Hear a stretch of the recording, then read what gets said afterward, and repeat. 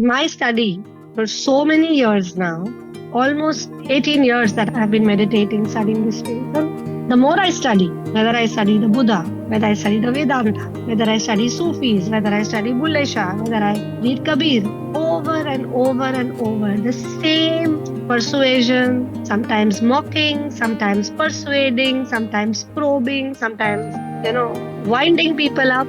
Bulleh Shah says, पढ़ पढ़ इल्म हजार किताबां कभी अपने आप ਨੂੰ ਪੜਿਆ ਨਹੀਂ. You've read so many books, you've never bothered to read yourself. Like, never bothered. What's wrong with you?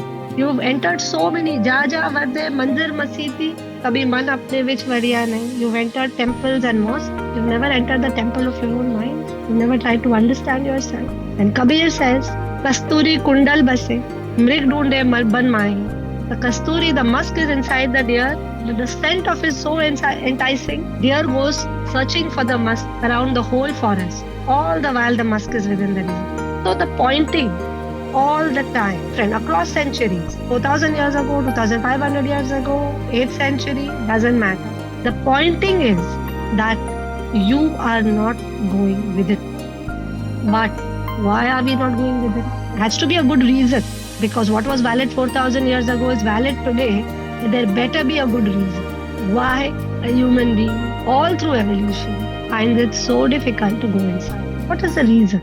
So when you look inside, okay, your worst case, your fears, your worst case scenarios, what you're going through, your emotions, your difficulties, everything starts to bubble up. Or just plain boredom, just plain restlessness, just plain boredom.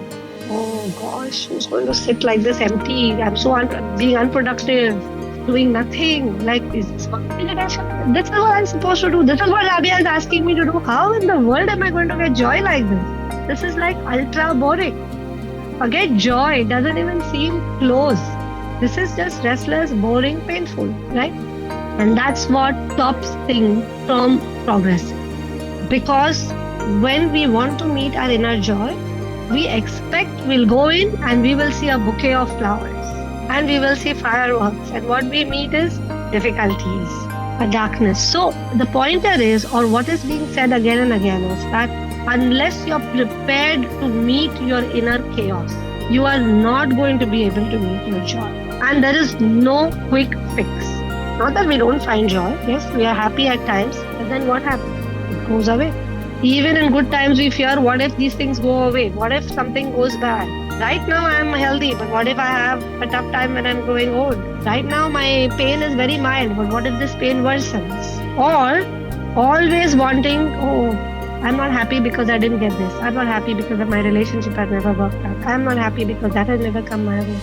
So the Buddha says that this way of thinking is so wired inside our system that we are going to remain in chronic, perpetual dissatisfaction all our lives. This is a very good way of his explanation. He says that if you keep searching on the outside, believing one day you will find something outside that will keep you permanently peaceful and happy. And we believe that. We believe only if I have a child, only if I have a good relationship, only if I have so much money, only if I get my house. And then sometimes for people who are meditators, only if I'm able to meditate well, I will become happy. But this whole thinking, only if, only when, that's the trouble. So this way of thinking and looking outwardly all the time and believing that getting something from the outside is going to solve all our problems and one fine day we are going to be happy is the problematic belief which has to be broken.